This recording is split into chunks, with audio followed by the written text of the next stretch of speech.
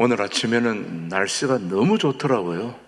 그래서 오늘 예배 안 드리고 단풍 구경 가면 좋겠다 하는 그런 생각이 들더라고요. 목사인 저도 그런 생각이 드는데, 여러분은 그래도 이 자리에, 예배의 자리로 오신 거 아마 주님이 매우 기뻐하시리라 믿습니다.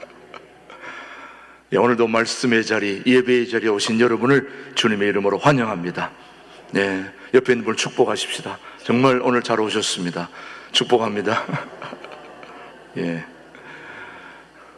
오늘도 예배의 자리에 오신 여러분을 환영하고, 말씀을 들으러 오신 사람들 중에는 네 종류가 있는데요. 첫 번째 종류는 말씀을 들으러 올 때 삽을 들고 오는 사람들입니다. 삽을 왜 들고 올까? 1시간 내내 말씀을 듣는 동안에 아멘으로 응답합니다. 아멘, 아멘, 아멘. 근데 그 아멘이 나를 위한 아멘이 아니고, 이 말씀은 우리 며느리에게, 이 말씀은 우리 남편에게, 이 말씀 우리 장로님이 우리 자녀들에게 계속 삽으로 떠서 옆으로 옮깁니다. 오늘 이 말씀은 우리 아들, 이 말씀 우리 며느리, 오늘 이 말씀 우리 권사님.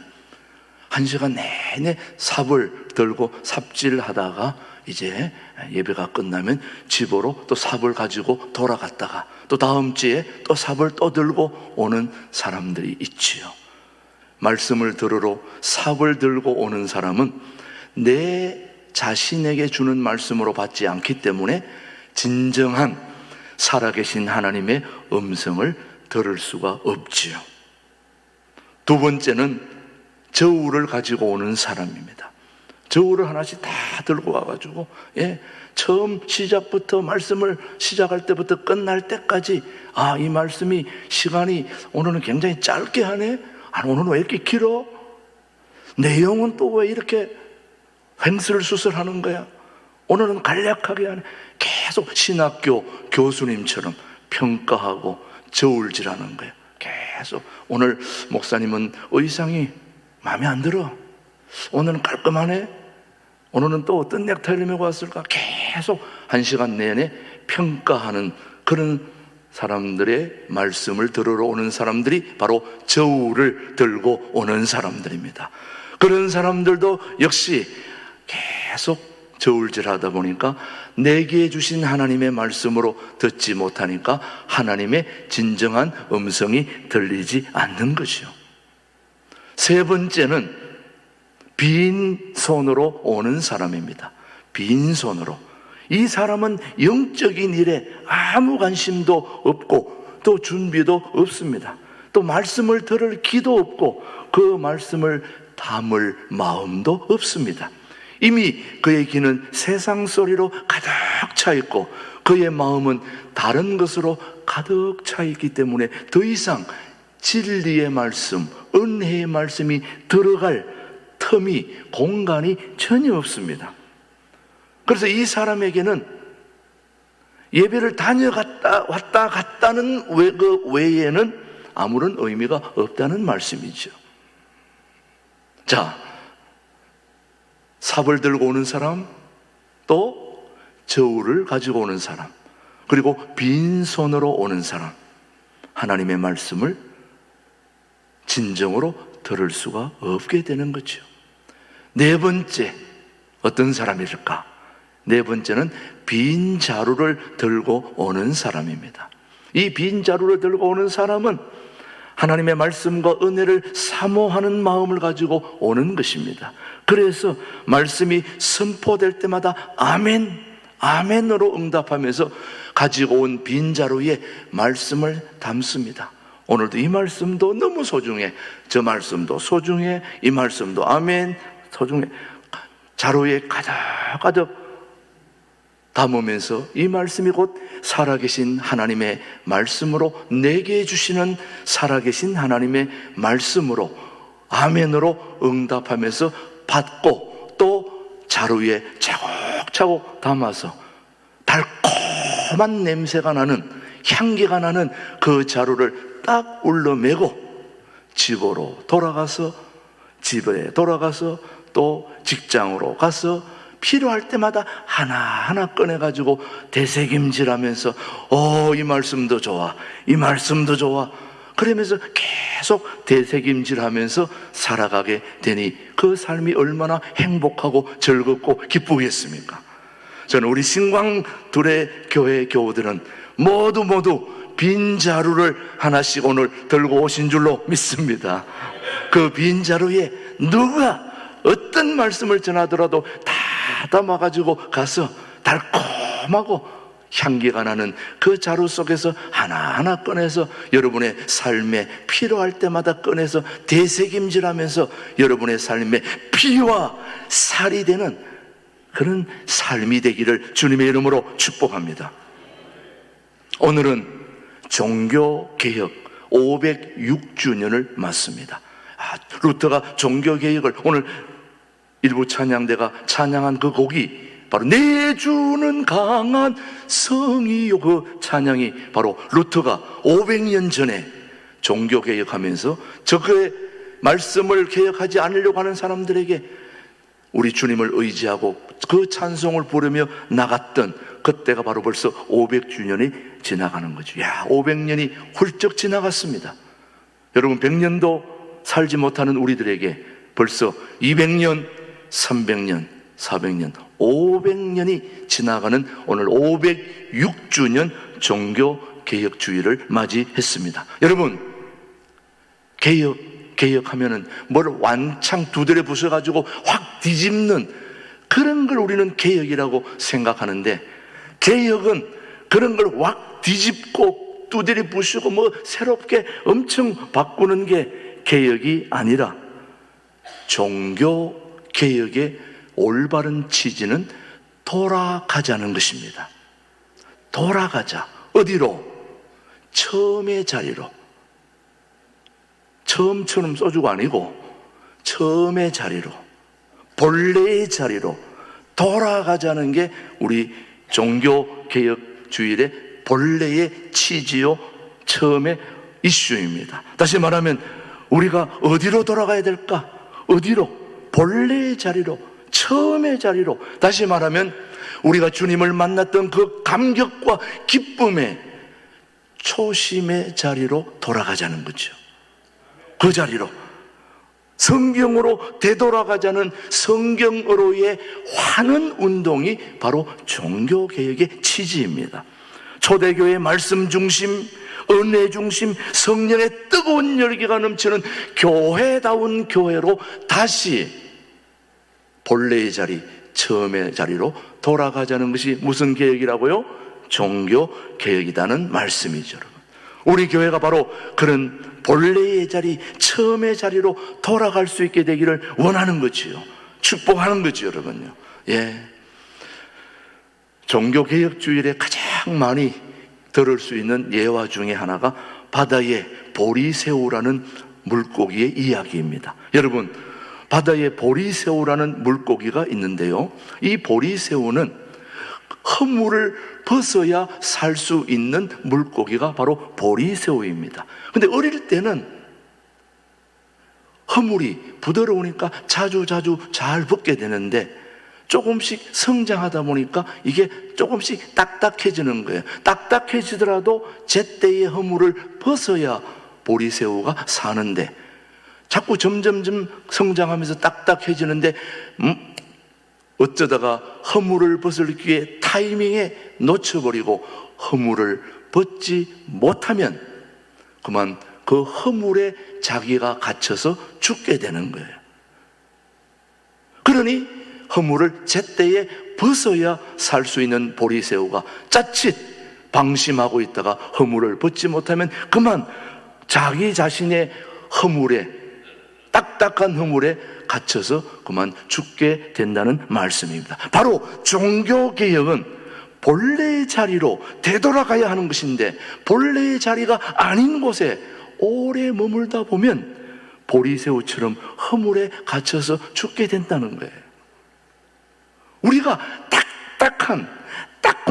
딱딱한 율법의 허물에 갇혀가지고 부드러운 은혜의 자리로 다시 돌아오지 못하면 딱딱한 율법의 허물에 갇혀서 우리 모두가 죽게 된다는 거예요. 그래서 저는 오늘 여러분에게 주문합니다. 우리가 율법도 중요하고 소중하지만 그 딱딱한 그 율법의 허물에서 부드러운 우리의 삶을 멋있게 해주는 은혜의 자리로 돌아와야 되는 것입니다. 그게 바로 종교개혁인 것입니다. 저는 여러분들이 부드러운 은혜의 자리로 돌아와서, 빠르면 빠를수록 좋습니다. 빨리 돌아와서 부드럽고 연한 그런 은혜가 우리 삶을 지배하고 이끌어주고 인도해 줄 수 있는 그런 행복의 자리로 여러분들이 계속해서 살아갈 수 있게 되기를 축복하는 거죠.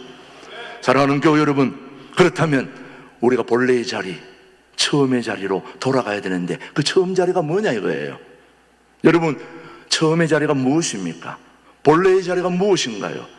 그 본래의 자리로 돌아가야 되는데 저는 그것이 바로 여러분이 오늘 꼭 유념해야 될 본래의 자리는 바로 믿음의 자리라는 걸 기억해야 됩니다. 오직 믿음의 자리로 돌아가야 됩니다. 어디 자리로요? 믿음의 자리. 오직 믿음만이 예수님의 능력을 경험하는 은총의 도구입니다. 살아계신 하나님의 능력의 그 모든 힘을 경험할 수 있는 은총의 도구가 뭐라고요? 믿음이라는 거예요. 그러니까 우리는 어디로 돌아가야 됩니까? 믿음의 자리로 돌아가야 되는 것입니다. 여러분, 기적이 없는 게 아닙니다. 능력이 없는 것도 아닙니다. 뭐가 없는 걸까요? 믿음이 없는 것입니다. 문제는 믿음입니다. 불신의 문제입니다. 오늘 저와 여러분이 살아가는 이 시대가 뭐가 문제던가요? 불신의 문제 아닙니까? 서로가 서로를 믿지 못하잖아요. 아버지와 아들이, 아버지와 딸이, 아내와 남편이 서로 못 믿잖아요. 정치하는 사람들과 백성들이 서로 못 믿잖아요. 불신의 시대가 바로 오늘 우리의 아이콘이고 화두입니다, 여러분. 왜 그렇게 되었습니까, 여러분? 믿음의 자리로 돌아가야 되는 것입니다. 그래서 야고보서 1장 6절은 우리에게 교훈하고 있습니다. 시작. 오직 믿음으로 구하고 조금도 뭐 하지 말라, 의심하지 말라. 의심하는 자는 마치 바람에 밀려 요동하는 바다 물결 같으니. 그러므로 우리는 뭘 키워야 되겠습니까? 믿음을 키워야 합니다. 믿음 없이는 우리 하나님을 기쁘시게 할 수 없다는 진리의 말씀이 히브리서에 나옵니다. 히브리서 말씀 시작.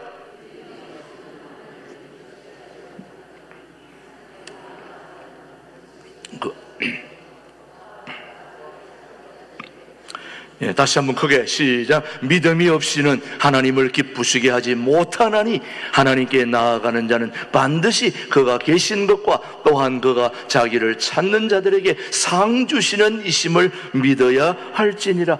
뭐가 없으면 하나님을 기쁘시게 못한다는 겁니까? 믿음이 없이는. 그래서 우리 하나님은 믿는 자 속에서 역사하시는 하나님이십니다. 믿는 자 속에서. 그래서 믿는 자들과 더불어 일하시는 분이 우리 하나님이십니다. 우리는 가능한 똑똑한 사람들, 합리적인 사람들, 그리고 정말 지혜롭고 명철한 사람들을 우리는 찾고 또 그런 사람들과 일하고 싶어 하지만은 우리 주님의 방식은 그런 것이 아닙니다.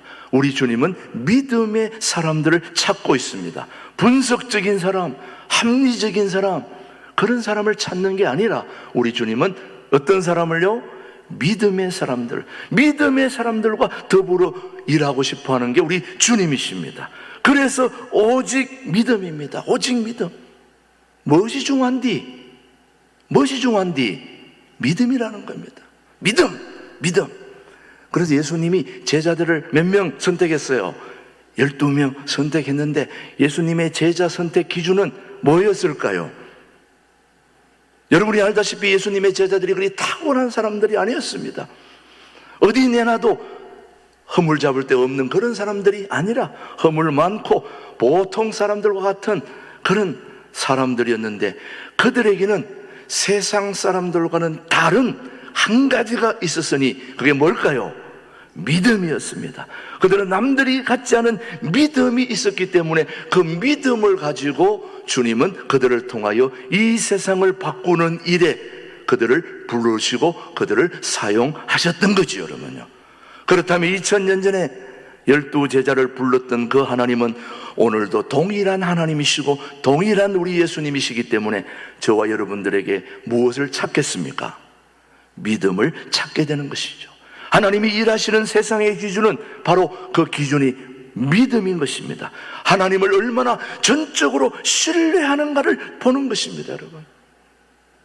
여러분, 지금 우리가 살고 있는 이 세상의 모든 일들도 마찬가지입니다. 뭐를 엄청나게 뭘 하는 것보다 더 중요한 것은 나를 전적으로 믿고 신뢰하는 사람이 있는가? 그게 더 중요한 것입니다. 그게 더 많은 일을 이룰 수 있는 것입니다. 하나님의 말씀에 얼마나 순종할 수 있는가를 보는 것입니다.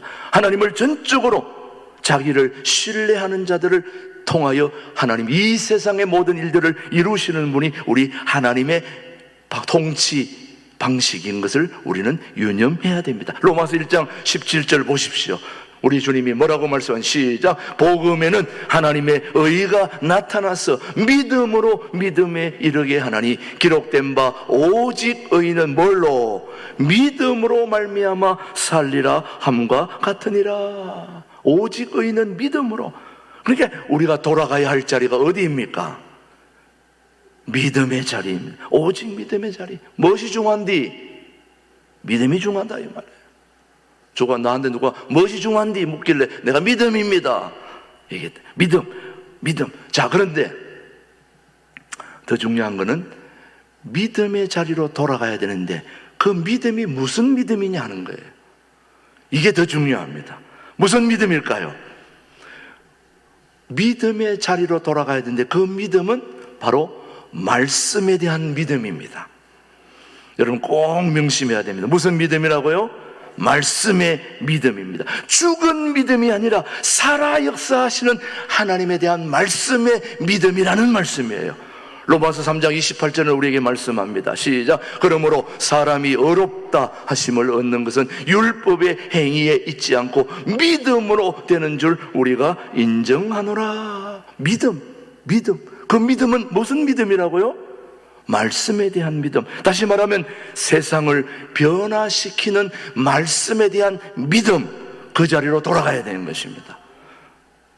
사단을 물리칠 수 있는 말씀의 능력을 믿는 믿음으로 돌아가야 되는 겁니다.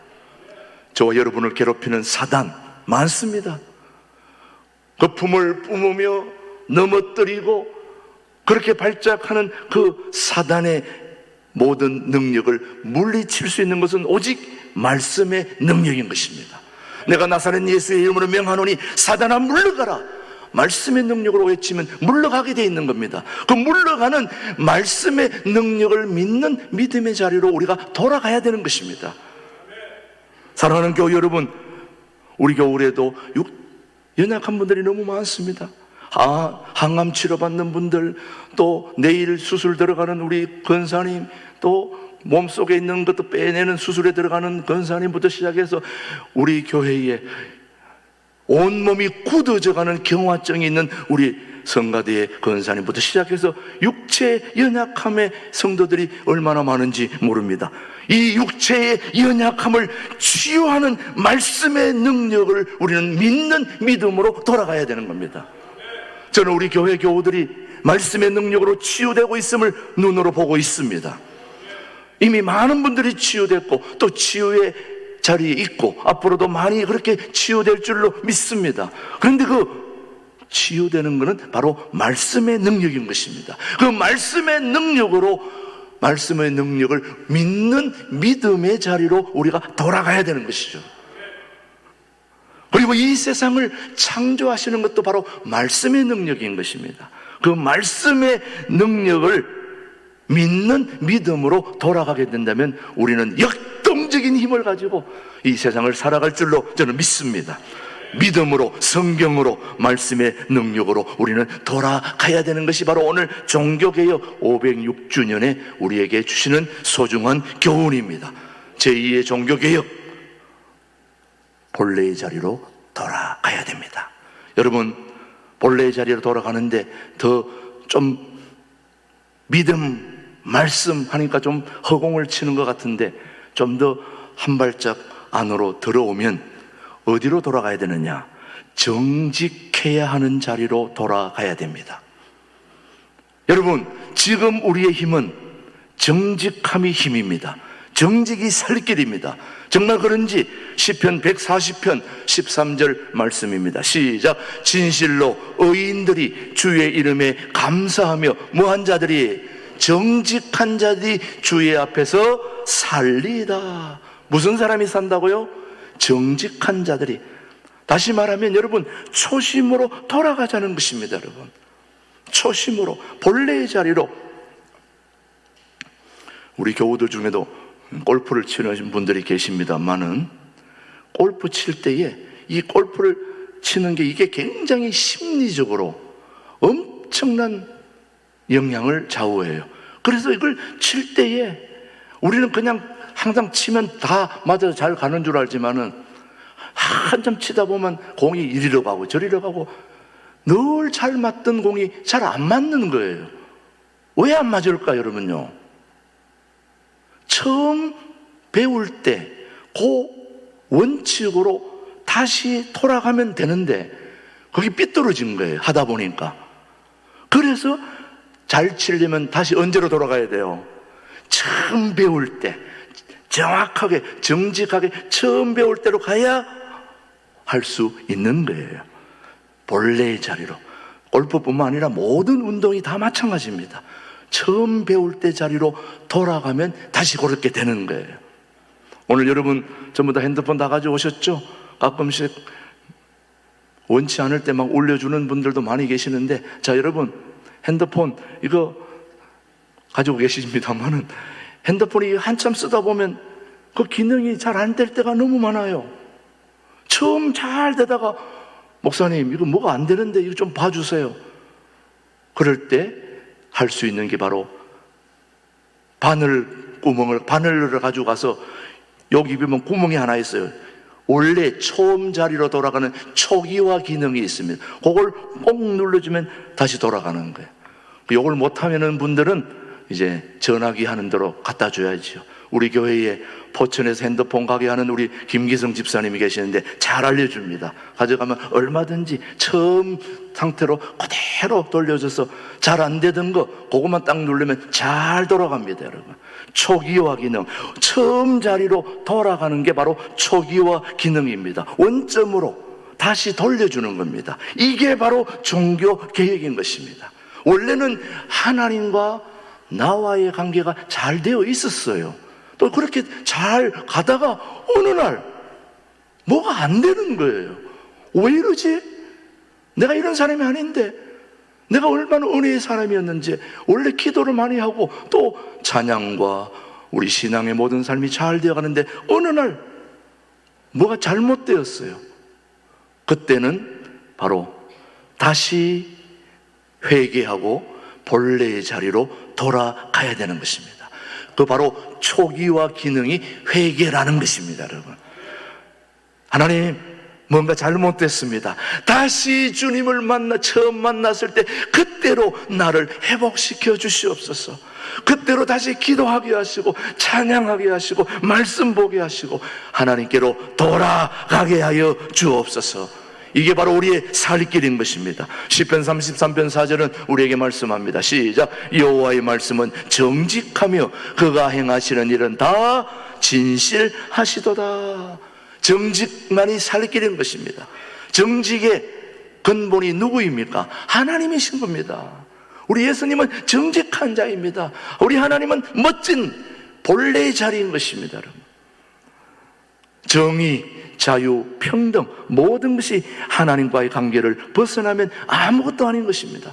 사랑하는 교우 여러분, 하나님이 없는 정의가 무슨 정의입니까?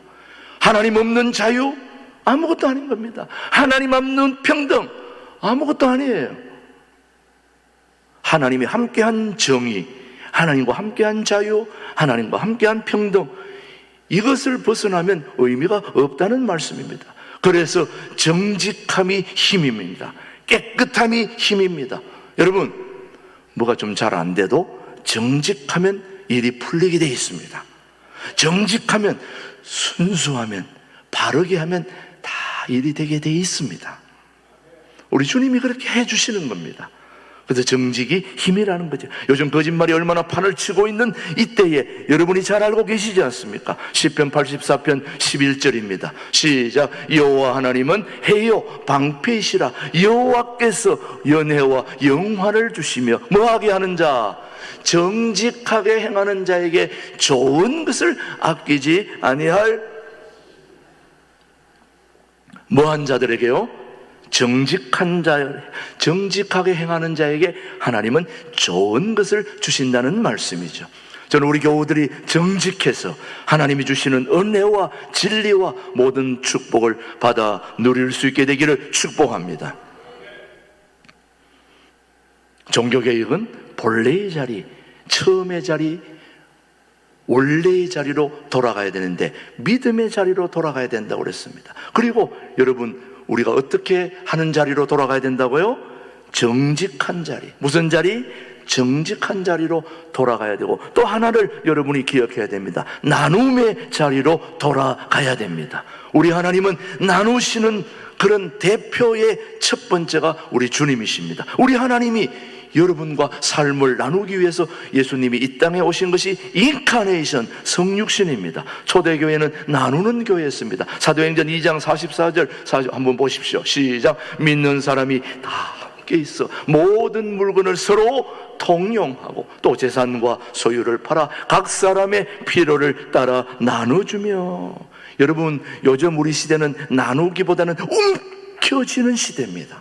내거 나누는 것보다는 내게 더 중요한 시대가 바로 오늘 우리 시대인데, 이럴 때에 우리가 나눔으로 말미암아 풍성해지는 우리 교우들의 삶이 되기를 축복하는 거죠.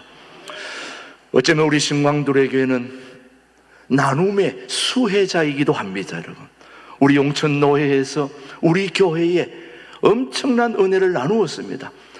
우리 통합교단 중에 많은 노회가 있는데 그 노회 중에 유일하게 우리 신광두레교회가 단일교회에서 가장 수혜를 많이 받은 교회 중에 한 교회더라고요. 다른 노회 어느 교회에서도 이런 예가 없을 정도로 우리가 이 교회 건축하는 과정 중에 부채 이자 갚는 일에 노회가 한 교회를 위하여 4억 원을 4억 지원한 교회 있으면 한번 얘기해 보세요. 어디 있나? 저한테 한번 얘기해 보세요. 그런 교회가 있나? 제가 알기로는 아직까지는 없습니다. 그만큼 우리 교회가 엄청난 은혜를 용천노회로부터 받은 그런 교회가 우리 교회입니다. 그런 교회로부터 물질적 도움과 기도의 도움을 받았다면 엄청난 은혜 아닙니까, 여러분? 우리는 그런 은혜를 입은 자로서 우리도 뭐 해야 됩니까?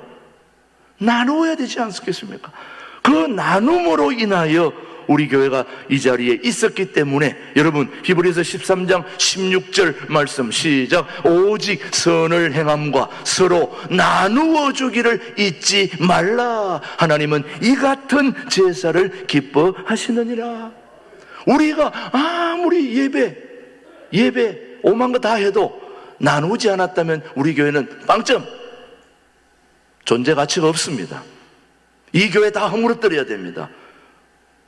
그러나 우리 교회가 이 지역사회에 우뚝 설 수 있는 교회가 되려면 우리가 잘 되어서 하나님의 은혜와 진리와 능력을 잘 받아서 우리도 부유해지고 잘 되어 전도하고 우리 교회가 부흥되어가지고 우리와 같은 교회를 마음껏 나누고 베풀고 도와주고 구제하고 선교사 보내고, 저는 그런 교회가 되기를 소원하는 거지. 여러분, 우리 교회는 그렇게 될 줄로 믿습니다. 저는 확신합니다.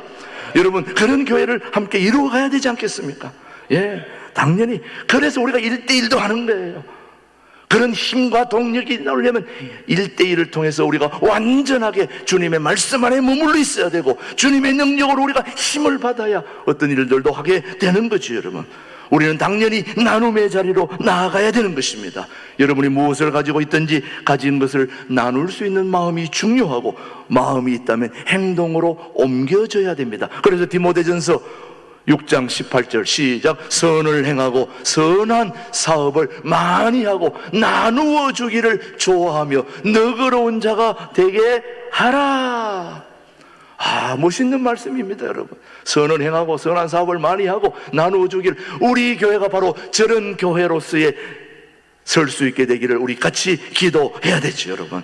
우리 그렇게 한번 교회를 이루어 보십시다. 나눔의 자리로 돌아가야 되고 은혜의 자리로 돌아가야 되는 것입니다.